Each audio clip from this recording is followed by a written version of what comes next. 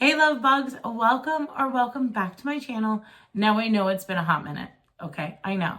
It's been a little busy around here, but here it is. Finally, I'm back to making videos.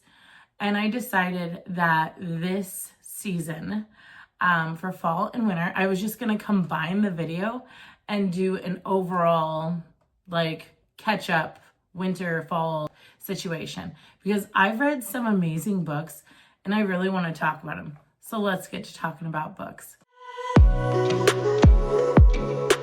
Now, this first book I'm going to talk about is my most current read that I've read, and I'm still in a book hangover over it. And that is Rock, Paper, Scissors by Alice Feeney. Now, this book is a twisty-turvy psychological thriller. Multiple points of view, marital problems, secluded B&B, winter atmosphere, and just a good, solid, I feel like, winter read. I kind of wish it was snowing here because the front cover, it has like a snowfall on it, and I think it would tie in pretty well. But with it being cold in the Midwest, I was right at home with this book.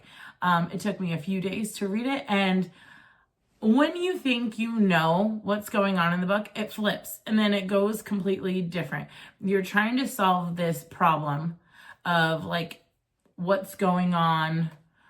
Do we know the intentions of people? All this sort of thing. It's just a mystery.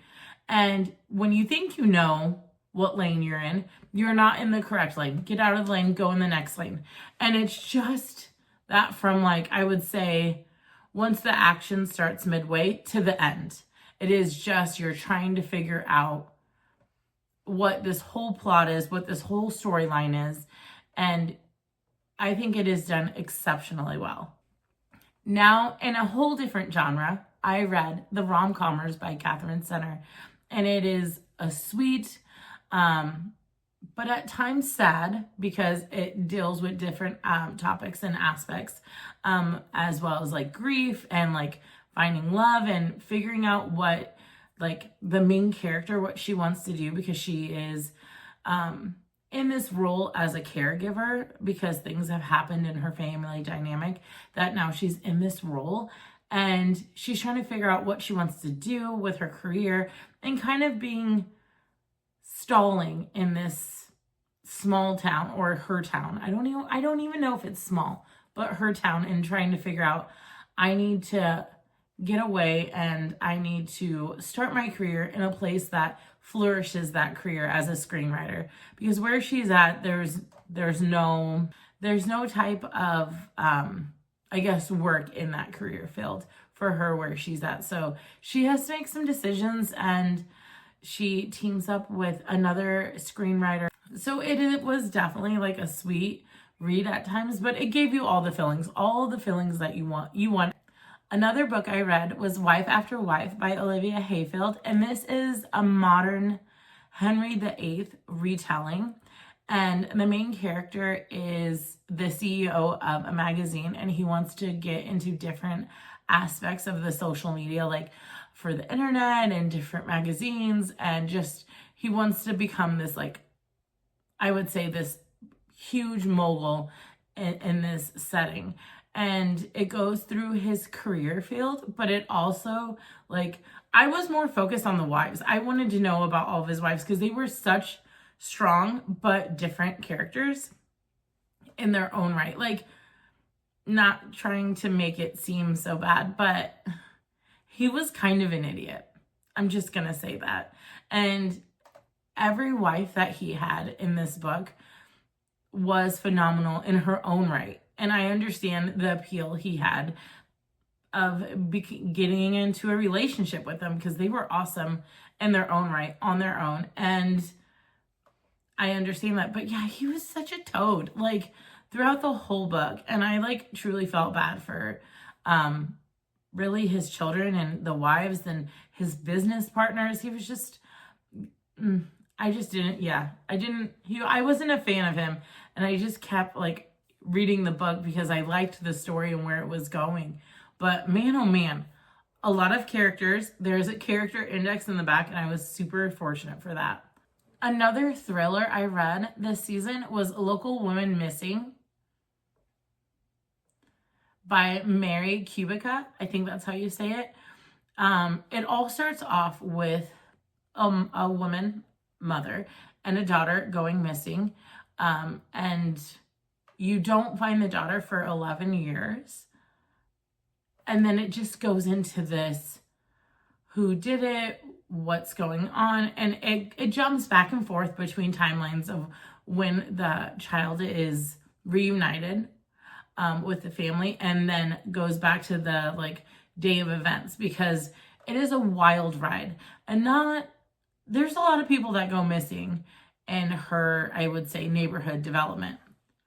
So it was the mom and the daughter that went missing. And then a few blocks over, a woman also went missing.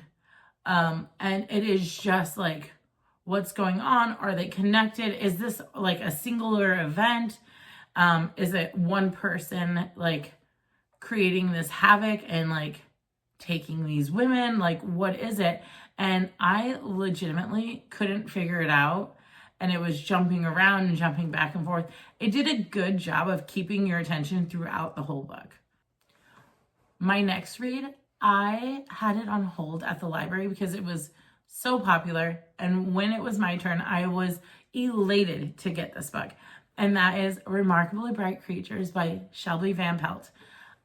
It's safe to say this is probably one of my favorite reads of the year. It gave me everything I needed it to give me. It gave me like, I was happy, I was sad, I was intrigued. It was a little humorous. So you have multiple point of views, multiple main characters. You have Tova, who is in her golden years, doesn't want to stay home, decides to get a job at an aquarium. Now we're going to the next point of view, which is from the octopus. Marcellus, I think Marcellus. Anyway, he reminds me of Hank from Finding Dory, and he's a little trickster. He keeps getting out of his cage, and Tova runs across him one night when he's out of his cage and helps him back into the cage. But like, she calls him a trickster, and they have this like keeper caregiver type of relationship, and you get his point of view. And octopuses have a certain lifespan in captivity, like on average. So his is kind of written like a diary style, and it's like day 42 or day 1000 of this, you know, like life expectancy. And he's so observant of everybody around him, and he has some secrets of his own. And you have Tova, she gets injured on the job. Then comes in the main character, the main male character, to help with some of the work that she is now at home, you know, resting her injury.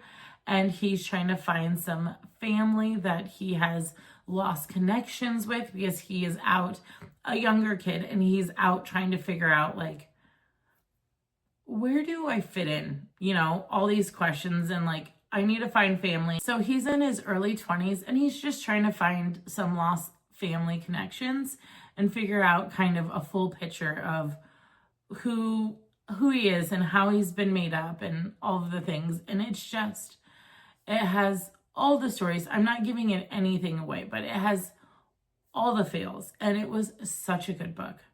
My other romance I read this month is Beneath the Stars by Emily McIntire. It was a book club read, and small town, second chance romance.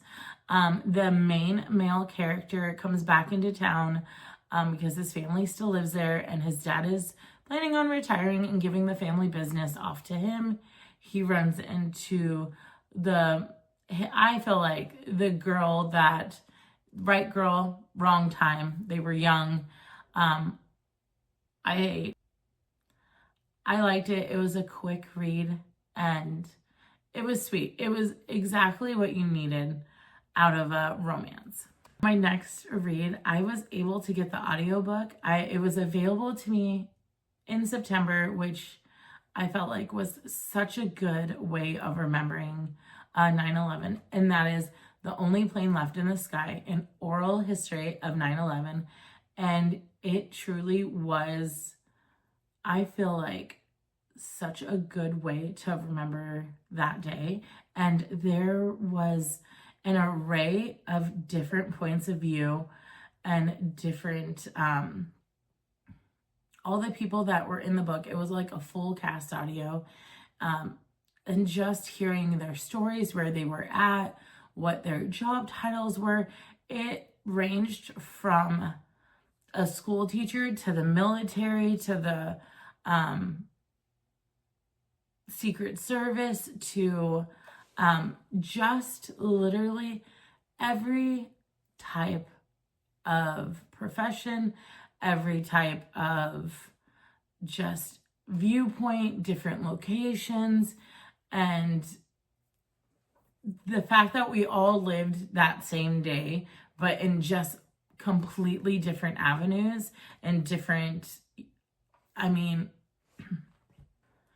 it was truly such a, I don't want to say such a good read. It was definitely a book that you go into with, tissues and understand it's going to be hard at times, but I think it's definitely a well-deserved read. And it's definitely one that I feel like if you're a history buff, if you want to know more about certain subjects, I definitely think this is such a well-developed, full-bodied piece of work that literally is, there's no words for it. It is truly like a really remarkable piece of literature based off these true events. My last audiobook that I was able to get my hands on was Friends, Lovers, and the Big Terrible Thing by Matthew Perry. This is such an incredible read. He is the narrator, so he's speaking, I feel like he's speaking to you. And the way he's narrating is like you're having a conversation with a friend, and he's telling you about his journey and his life. And I love the fact that, yes, we know him from his Friends role, but he is Matthew Perry, aside of Chandler Bing. And you got full Matthew Perry story from his early days to his relationships with his parents and that upbringing, and kind of how that fostered him trying to be a comedian when he was younger, and then it flowed into a career path in that situation, and then his struggles with addiction, and him being so honest and open and just raw about that, and every aspect of it being mentally and physically just hard for him, and truly was, astonishing that he was able to lay that all out in this piece of work. And there's a part of the book, and I'm not giving anything away, but he was saying that he could tell when he watches his works on film where he was in his struggle with his addiction.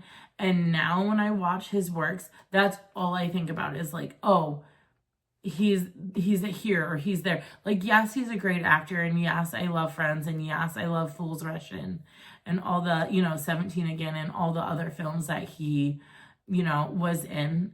But like, now that you have that little backstory, that little behind the scenes, like, little tidbit, it really like kind of makes it a little bit tinged a little bit more with sadness, knowing like where he was in his journey, and now you are kind of let in on that secret. My last book for this fall winter season was a surprising book to me, and that was Butcher and Blackbird. Who's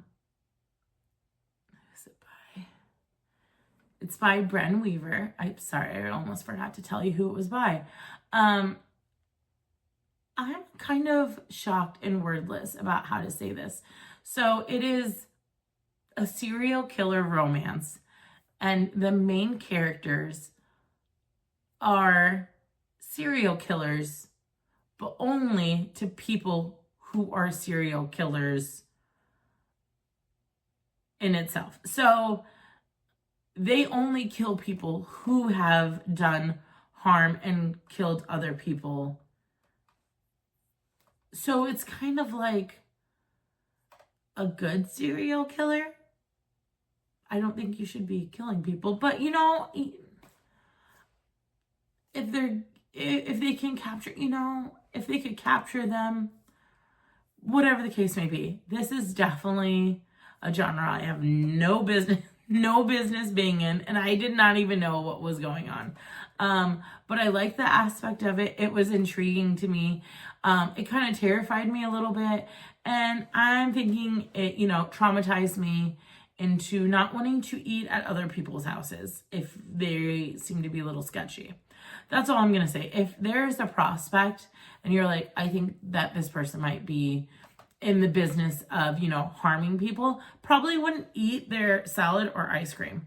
I know people that have read this book and they said it ruined the dessert for them. It was the salad course that still kind of sits uneasy with me the most, but it definitely was an interesting read. And I don't know much how to describe it much than that. I was thoroughly, it's like something you can't look away from. Like, I was reading it and I was very intrigued by it. I'm like, this is a good, interesting, unique aspect of a story of a book. I mean, it's for a certain kind of reader. It's not for everyone. But it was interesting because the main characters had a target, and this gentleman that they had the target for at the beginning of the book was a really, truly horrible guy. And they come into contact, and he's like, oh, you got to him first. They form some weird friendship out of this common hobby, and they decide to have an annual hunting trip every year, and it's interesting. So yeah, I'll just leave it at that. It's interesting. I'm like trying to think of how, but it's interesting. Anyway, that's all I'm going to say on that. That's going to be my reads for fall and winter. I hope that you found something on my list that you might like, but let me know down in the comments what you've been reading, what kind of stands out to you, what you're hoping to get done this winter before the new year comes around. And until that time, I'll talk to you soon.